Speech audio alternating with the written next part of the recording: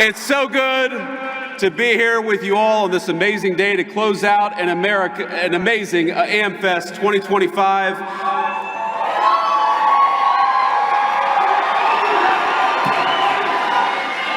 What an amazing crowd all of you are, and I have to admit, today solved one of the great insecurities that I had. Because as I've watched Nicki Minaj come out and declare her support for the truth, for courage, and for wisdom, I've had this little nagging voice in the back of my head wondering whether she thinks I look like the JD Vance meme. And it turns out, and I confirmed when she walked down the steps, Nicki Minaj actually knows what I really look like, and that is the best tribute that I could possibly imagine.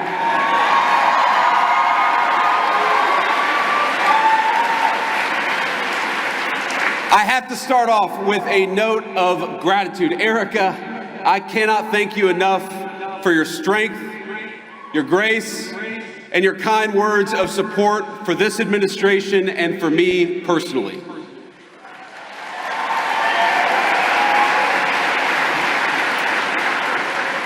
You lead an incredible movement at Turning Point, and I will fight alongside you and President Trump and every patriot in this room to defend the country that we so dearly love.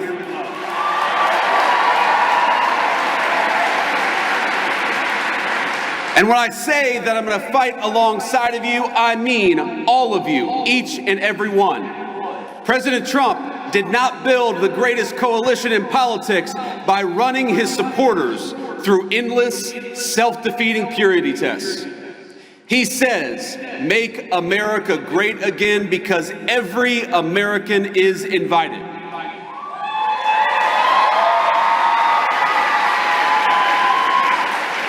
We don't care if you're white or black, rich or poor, young or old, rural or urban, controversial or a little bit boring, or somewhere in between. People of every faith come to our banner because they know that the America First movement will make their lives better, and they also know that the Democrats don't care about anything other than maybe transing their kids. So if you love America, if you want all of us to be richer, stronger, safer, and prouder, you have a home on this team.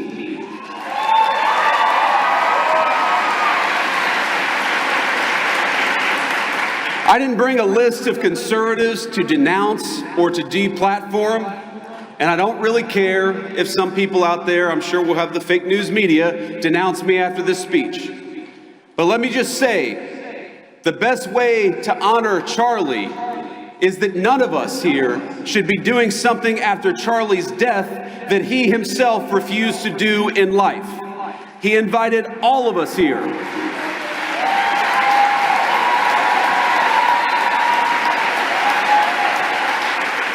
Charlie invited all of us here for a reason, because he believed that each of us, all of us, had something worth saying, and he trusted all of you to make your own judgment. And we have far more important work to do than canceling each other. We have got to build, and President Donald Trump is a builder.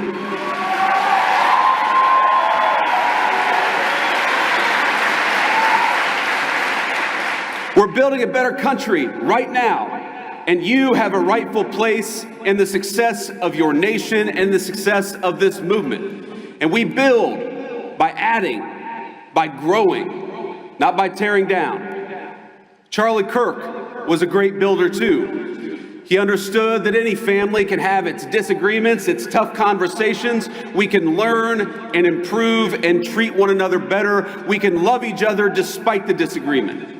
But winning demands teamwork. And I am honored to be on Turning Point's team. I'm honored to be on your team, and I will stay that way.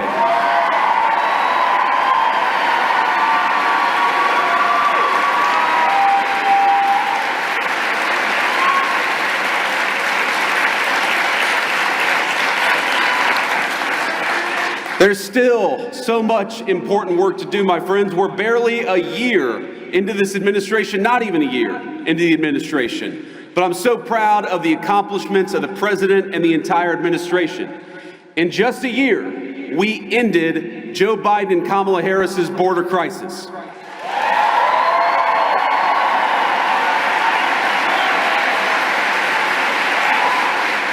December marks 7 months straight of zero releases at the southern border.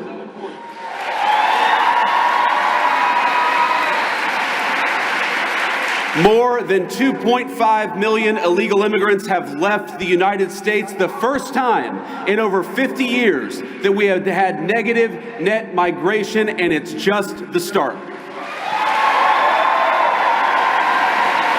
When you restore sanity at the border, it shows up everywhere else. Rent prices are dropping 4 months in a row, and more native-born Americans are working than ever before. Kamala Harris opened the border and destroyed the economy. The Trump administration gave you net negative migration and much more job creation.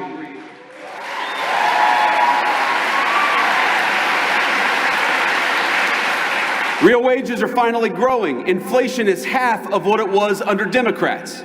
Gas prices are their lowest in years. And we have finally made it clear that in the United States, we believe in hard work and merit. Unlike the left, we stand against treating anybody, and I love what Nikki said about this. We don't treat anybody different because of their race or their sex. So we have relegated DEI to the dustbin of history, which is exactly where it belongs.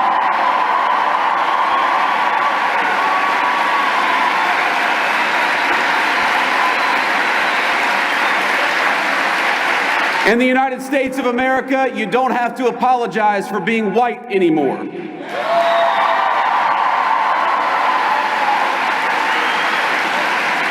And if you're an Asian, you don't have to talk around your skin color when you're applying for college, because we judge people based on who they are, not on ethnicity and things they can't control.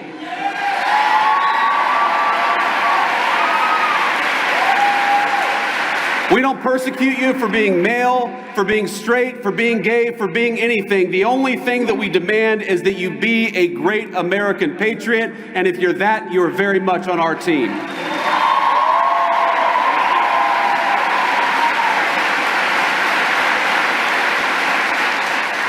Just consider the contrast. Kamala Harris used the government to censor you. We're using, in the Trump administration, the government to protect your free speech, whether it's on college campuses or in the digital marketplace of ideas.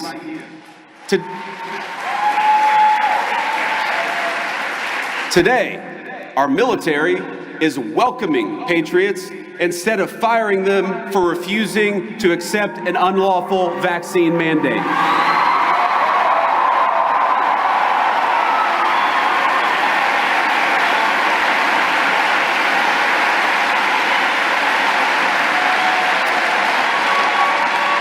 And to honor Charlie, but also to honor all of you, we're working to end the scourge of left-wing violence in the United States of America. We're going after the far-left crime networks, but we're also going after the monsters that fund them. We don't just want to go after the Antifa member who threw a brick at an ICE agent. We want to know who bought the brick, and we're going to prosecute them too.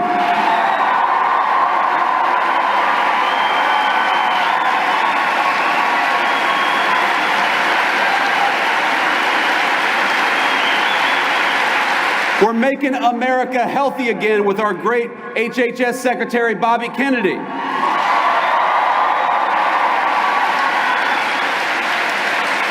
We're bringing drug prices down and purging our food supply of the poison that had built up over a generation.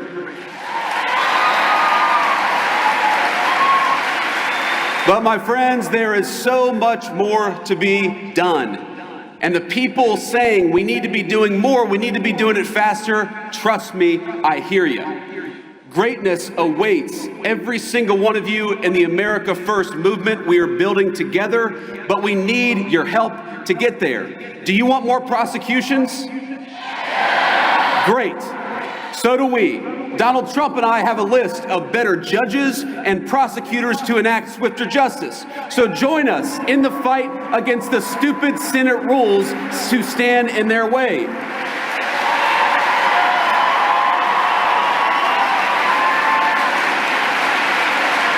Do you want faster deportations?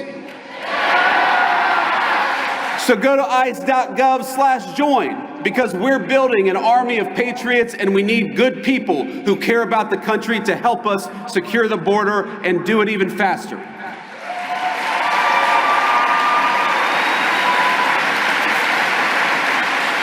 Do you want rents to keep dropping and wages to keep rising as they have over the last few months? Then mobilize with us. Don't hand power back to the people who tanked the economy in the first place. Join the America First movement, and you will always have a place on our great team.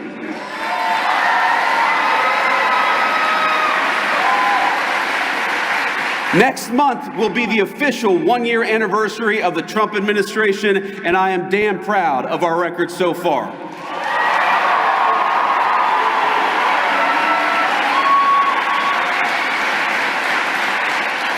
Now, the Democrats are already talking about 2028, and it looks like they're going to nominate a California liberal who's presided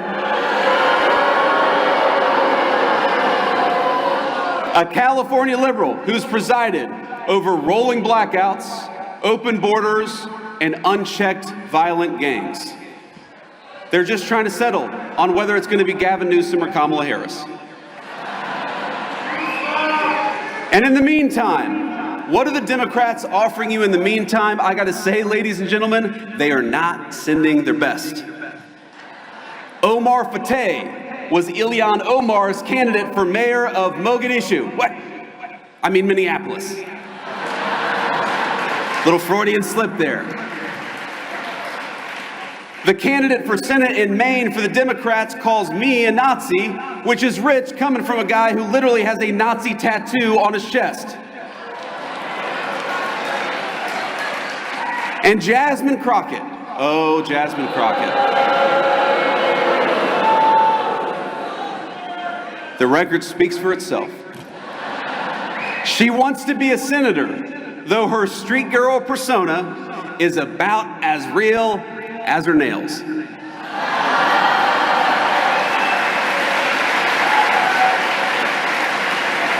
But ask yourself, what do all of these people have in common? And the unfortunate answer is they are puppets. They don't actually matter. They are cogs in a machine that wants to make you poorer, that wants to make you less powerful, and wants to make you less safe in the country your ancestors built.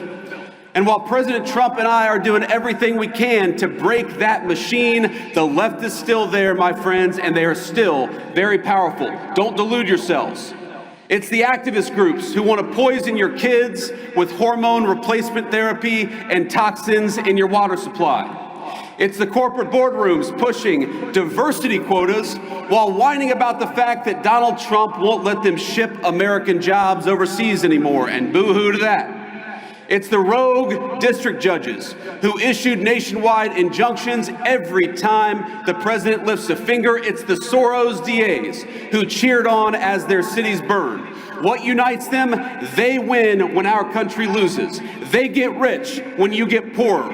They hire the illegals that they bring in to take your jobs. They drink fine wine in the countries they ship your jobs to. They censor you because they'd rather destroy the Constitution than risk losing an argument. They bring in millions of voters because they know they can't win the argument with the people who are already here. And you know what else unites them? We are going to kick their ass next November and every year after that.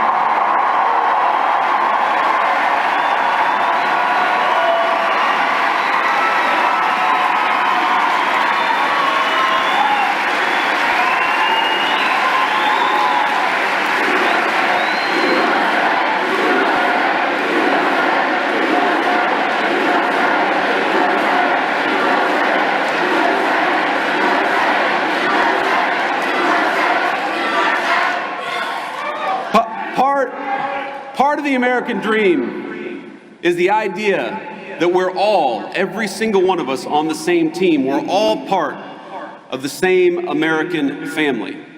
If you want to destroy that, do what Democrats have done, not just for the last 5 years, but for the last 30 or 40. Make one race the enemy of another. Make one gender the enemy of the other. Make Americans suspect and despise each other instead of loving their shared country. When I think about some of the most impassioned debates happening in our country, the nature of citizenship, of what it means to be an American, it all speaks to an obvious truth. Americans are hungry for identity. We're hungry for belonging. We're hungry for a sense of our place in the world. And it's no surprise why. For many years, our fellow Americans have been dealing with a globalized economy that homogenized cultures and hollowed out our towns. Academics and activists pushing race and gender politics down everyone's throat 24/7. Big tech overlords using their internet platforms to censor stories that challenge the dominant far-left narrative in our country. More than any time I can recount, people are talking about American identity and figuring out what it is that unites us. But I want to say something here. The only thing that is truly served as an anchor of the United States of America is that we have been, and by the grace of God, we always will be, a Christian nation.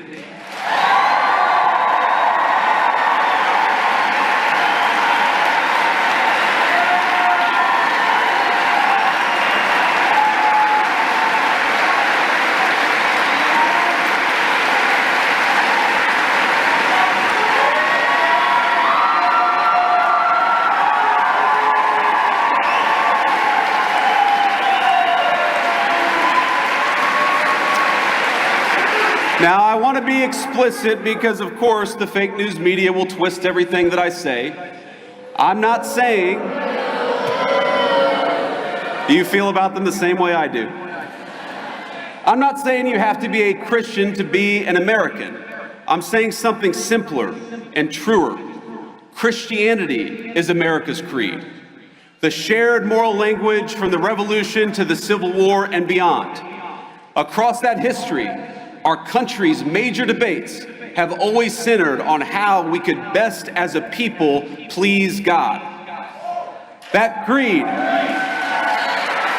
think about it.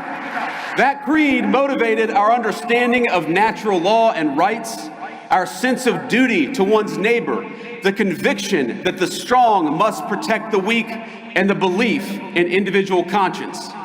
Even our famously American idea of religious liberty is a Christian concept. Because we're all creatures of God, we must respect each individual's pathway to that God.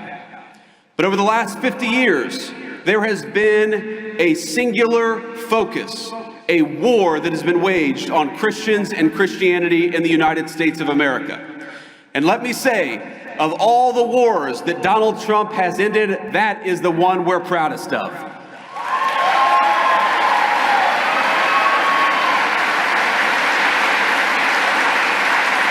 For decades, the left has labored to push Christianity out of national life. They've kicked it out of the schools, out of the workplace, out of the fundamental parts of the public square. Freedom of religion transformed into freedom from religion. And in a public square devoid of God, we got a vacuum.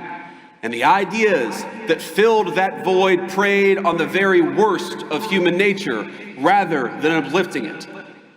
They told us not that we were children of God, but children of this or that identity group. They replaced God's beautiful design for the family that men and women could rely on and turn to one another with the idea that men could turn into women so long as they brought the right bunch of pills from Big Pharma.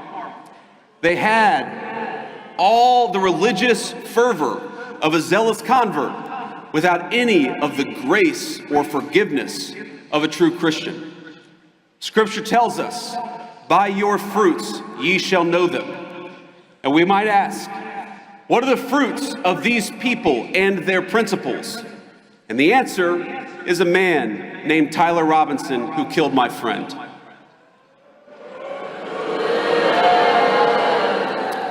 Think about it. He has everything that the far left want from our young men. He rejected the conservatism and the spirituality, the values of a small town family. He moved into a small apartment. He became addicted to porn. He became addicted to hate. And he ended up sleeping with somebody who doesn't know whether they're a man or a woman. That is the nightmare scenario, but that is the scenario that the left has actively advertised they want for American families. And the young men in the audience in particular. That is exactly why we have to fight them. Because the fruits of true Christianity are men like Charlie Kirk.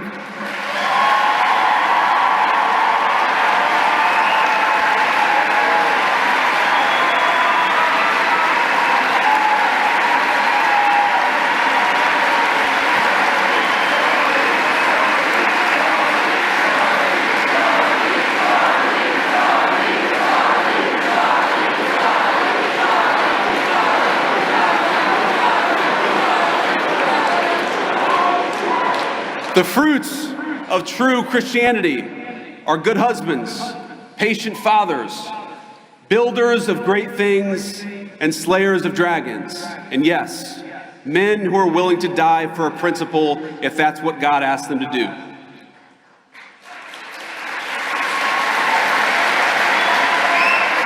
Because so many of us recognize that it is better to die a patriot than live a coward.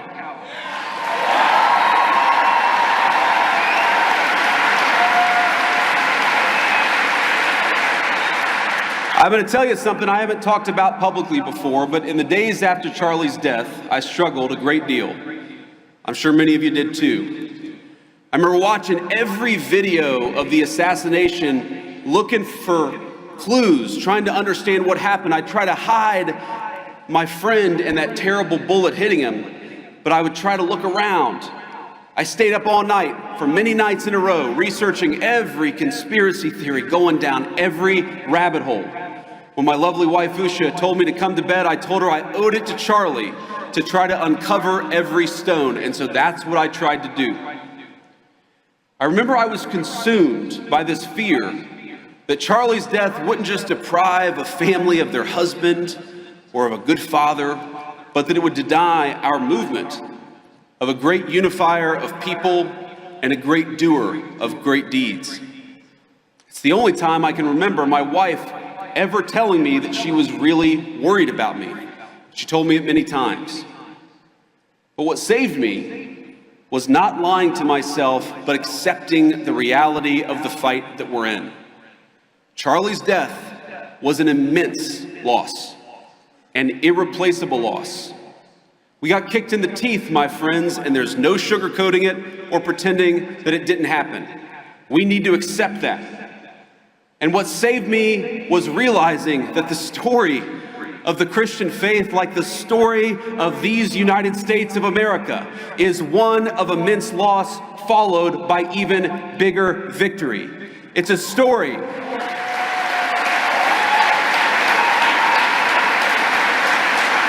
It's a story of very dark nights followed by very bright dawns.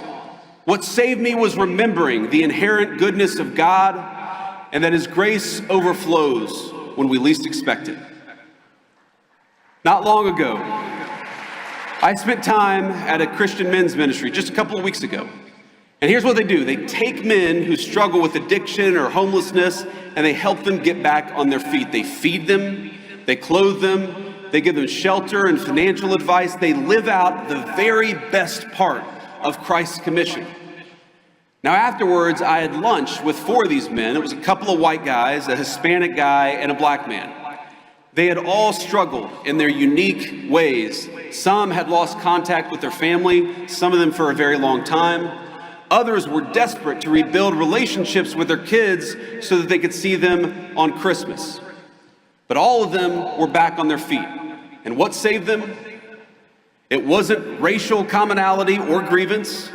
It wasn't some philosophical jargon.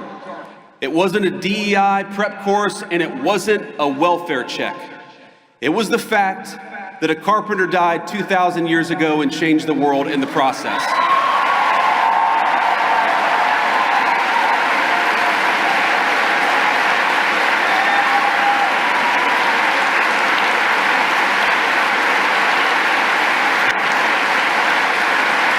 If you go to almost any food pantry in this country, you will find Christians feeding the poor. If you go to addicts whose families won't even speak to them, like my mom was at a certain point of her life, it's often the Christian ministries that stay with them at their very lowest moments. You'll find Christians sitting patiently beside hospice beds and in recovery rooms and in all the places of the world where people have given up on other people. And this is the moral truth we strive to center in our work in the Trump administration and in this great movement of ours. A true Christian politics, it cannot just be about the protection of the unborn or the promotion of the family, as important as those things absolutely are. It must be at the heart of our full understanding of government. Why do we penalize corporations that ship American jobs overseas? Because we believe in the inherent dignity of human work and every person who works a good job in this country. Why have we worked, without the help of Congress, to restrict H-1B visas, for example? Because we believe it is wrong for companies to bypass American labor just to go for cheaper options in the third world.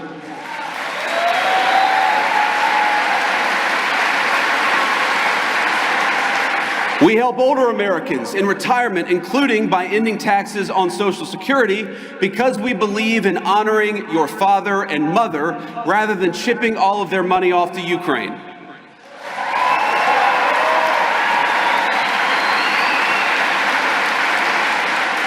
We believe in taking care of the poor, which is why we have Medicaid, so that the least among us can afford their prescriptions or to take their kids to see a doctor. And it's why we are outraged at the injustice of Tim Walz allowing Somalian immigrants to defraud that program to the tune of billions of dollars. It ought to go to Americans, because that's who it's there for.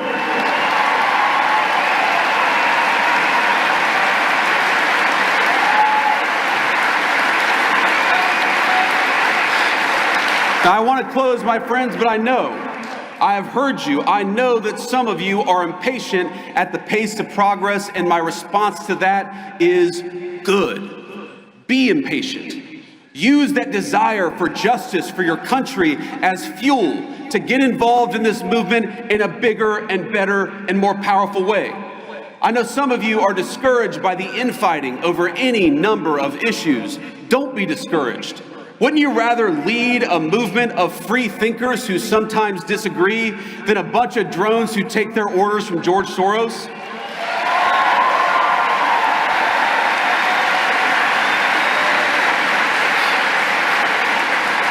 And I know many of you miss our dear friend Charlie Kirk. So do I. I miss his optimism. I miss his energy. I miss the phone calls where we'd strategize about how to get this or that GOP congressman to get off their ass and do something. But most of all, I miss Charlie's wisdom. I miss his reminder that politics is not a dress rehearsal or a game. We are making decisions that will save our country and give the American people a shot at their dreams again. If you miss Charlie Kirk, do you promise to fight what he died for?